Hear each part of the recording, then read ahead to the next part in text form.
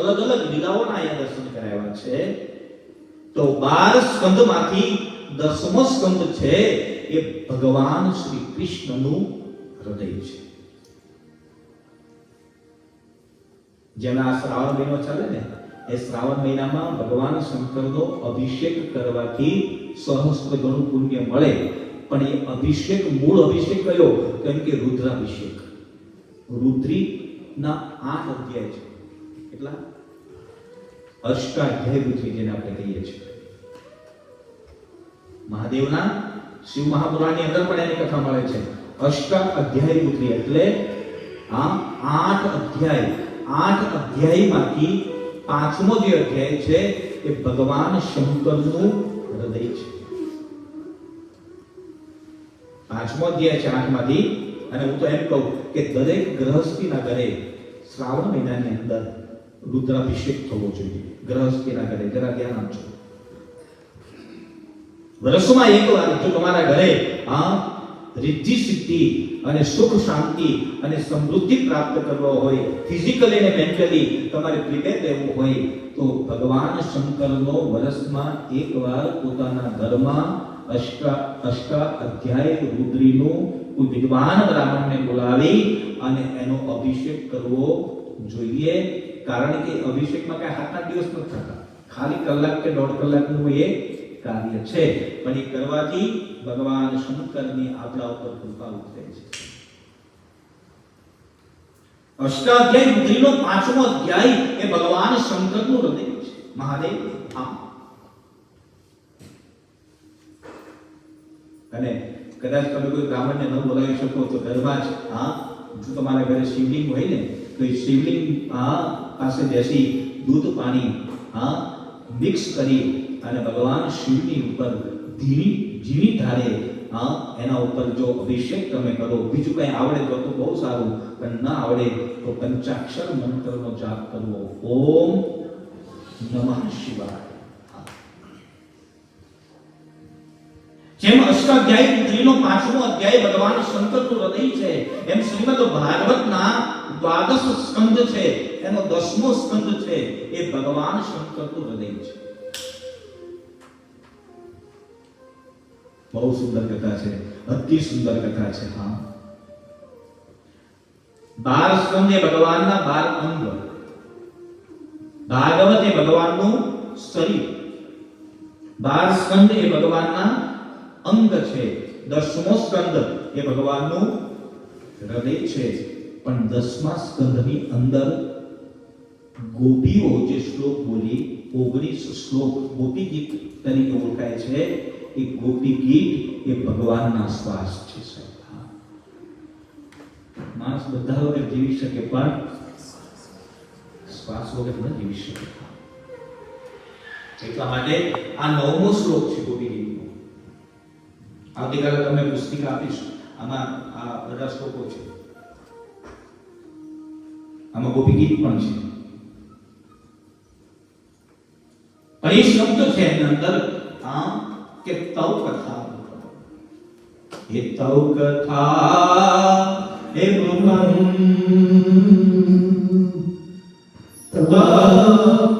જીવનમ કવિ વિદિતમ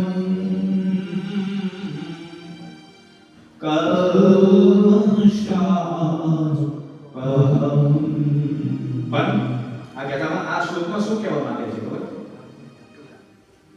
તવ કથા પૂર્વમ તપ્ત જીવનમ. તવ કથા, તારી કથા શું છે? ભગવાન ગોપીઓને કહે છે, ગોપીઓ ભગવાનને કહે છે કે તવ કથા પૂર્વમ, તારી કથા એ અમૃત છે. તવ કથા પૂર્વમ તપ્ત જીવનમ. તપ્ત એટલે બળું તાજું. ગોપીઓ એમ કે આ દુનિયાની અંદર દરેકના જીવન બળી રહ્યા છે, દાઝી રહ્યા છે. અને આ વર્તમાન સમયમાં જોવા જઈએ તો બિલકુલ નરી હકીકત છે. સબ કોઈ અંદરથી બળી રહ્યું છે. હેરાન છે. તપ્ત જીવન, બધાના જીવન બળી રહ્યા છે. ચારે બાજુ જ્વાળા સળગી રહી છે અને આપણે વચ્ચે ઊભા છીએ. આ સંસાર એ અમારા વિદ્વાનો એમ કહે કે સંસાર બાળનારો પણ છે, સંસાર દજાડનારો પણ છે, પણ સંસાર જો જીવતા આવડે તો સંસાર સ્વર્ગ પણ છે સાહેબ. હા, उसको स्वर्ग भी माना गया. जो जीवता आवड़વું જોઈએ સંસારમાં કઈ રીતે જીવવું. विद्वानों एम के संसार वो स्वर्ग भी है. हाँ, जो जीने की कला आता है हमारे पास.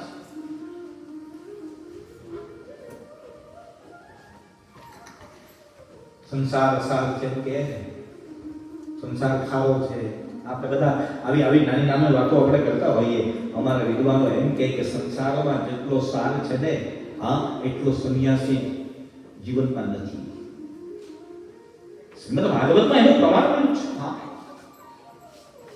સંસારમાં જે આનંદ છે એ આનંદ આ સંસારમાં તમને કોઈ જગ્યાએ નહીં સંન્યાસી નહીં વાનપ્રસ્થ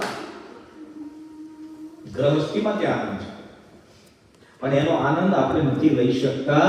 એની પાછળનું કારણ એ છે કે આપણને જીવતા આવડતું નથી. આપણે બસ ખાલી જીવતા શીખવાની જરૂર છે. બસ કેસે જીના છે.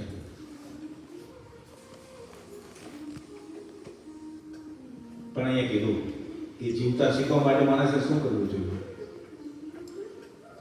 તો શ્રીમદ ભાગવતના 10મા સ્કંદની અંદર એ શ્લોક દ્વારા, એ મંત્ર દ્વારા મને અને તમને બોધ મળ્યો કે જીવવા માટે માણસે બીજું કાંઈ કરવાની જરૂર નથી. શું કરવાની જરૂર છે? શ્રવણ મંગલમ શ્રીમતા તત ભુવિ ગુણાંતિતે ભૂરિદા જના ભુવિ ગુણાંતિતે ભૂરિદા જના. શ્રવણ મંગલમ. હા, ભગવાનની કથાનું શ્રવણ કરવું. શ્રવણ મંગલમ શ્રીમદાત ભુવિ ગુણાંતિ. ભુવિ એટલે ધરતી. જરા ધ્યાન આપજો. ભુવિ એ ગુણાંતિ તે ભૂરિદા જના ભુવિ ગુણાંતિતે ભૂરિદા જના. ભૂમિ ગુણાંતિતે. આ ભૂમિ પર જેને ભગવત રૂપી કથાનું શ્રવણ કર્યું છે અને ભાગવત રૂપી કથાનું પાન કર્યું છે, અમારા વિદ્વાનો એમ કહે કે એનું જીવન ધન્ય બન્યું છે સાહેબ. હા, ભૂમિ ગુણાંતિતે ભૂરિદા જના. હા, આ સંસારમાં મોટો દાનવીર કોણ? તમને કોઈ પૂછે કે આ દુનિયામાં આ સંસારમાં મોટો દાનવીર કોણ થયું, તો આપણે એક જ નામ આપણી પાસે આવે. કોણ? કર્ણ. આ દુનિયામાં મોટો દાનવીર કોઈ હોય તો એ કર્ણ છે. પણ શ્રીમદ ભાગવતના 10મા સ્કંદની અંદર ગોપીઓ એમ કીધું કે કર્ણ તો દાનવીર છે જ, પણ એના કરતા કોઈ મોટો દાનવીર હોય કે જે કથાનું દાન કરે છે.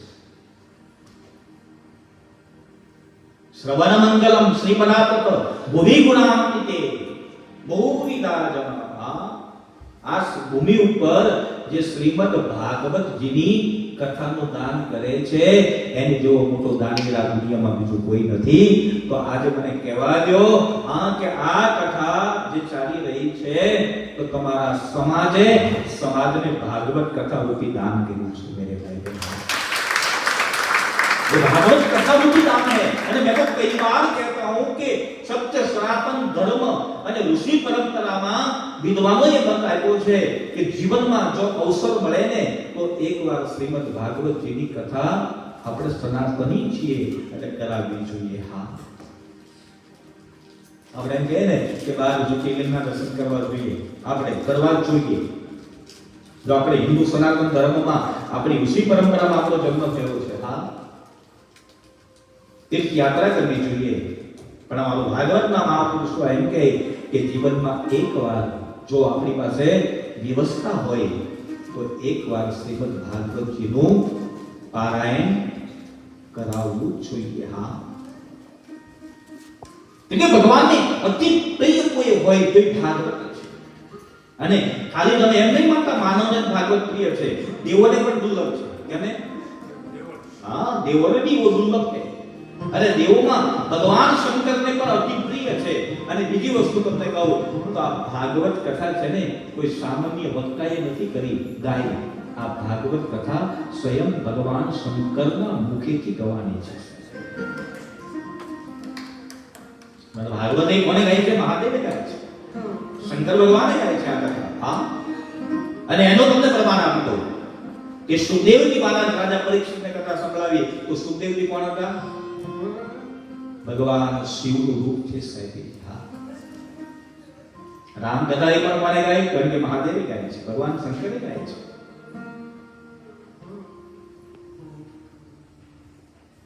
એનો અર્થ એ થાય કે મહાદેવ જેવો ઉત્તમ વક્તા કોઈ નથી અને મહાદેવ જેવા ઉત્તમ શ્રોતા કોઈ નથી મેરે ભાઈ બહેન। હા, હા, ભગવાન આની જેવો કોઈ કથાકાર નથી ભગવાન શંકર જેવા, અને ભગવાન શંકર જેવા કોઈ શ્રોતા નથી। તમે જોજો, હા, શ્રોતાઓ જ્યારે એક લીન બની જાય અને શ્રોતાઓનું મન જ્યારે કથામાં લાગી જાય ને તો તમે જોજો 3.5 કલાક ક્યાં જતા રહે એને ખબર પડતી। આપણે 3:30 વાગે કથાનો પ્રારંભ કરીએ અને 6:30 વાગે માણસ ખુરશીમાંથી પણ ન હલે, સમજી લો કે એને સાચી કથા સાંભળી છે।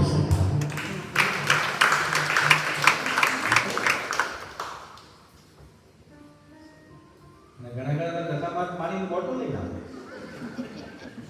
રાજુ લાખી બોટલ પી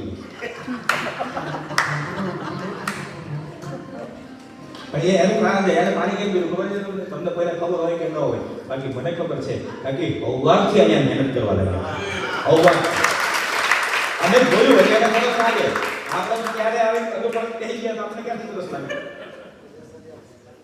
પાણીની બોટલ તમે જુઓ, રસમય કથા થતી હોય ત્યાં પ્યાસ પણ લાગતી નથી, ભૂખ પણ લાગતી નથી। હા, તમે જોજો જેને રસમય કથા શ્રવણ કરતા હોય, આ આયોજક કમિટી જે છે અલગ અલગ બધા કામ વેચ્યા છે ને એટલે એ લોકો ટેન્શનમાં છે, કથા પૂરી થાય પાછું બધાને હા કારણ કે પોતપોતાના કામમાં એટલે લોકો એ લોકો આમ તેમ જરા હા એ સ્વાભાવિક છે ને, કામ માટે માણસે આમ તેમ જોવું પડે। હા, મને તો બધું સમજણ છે।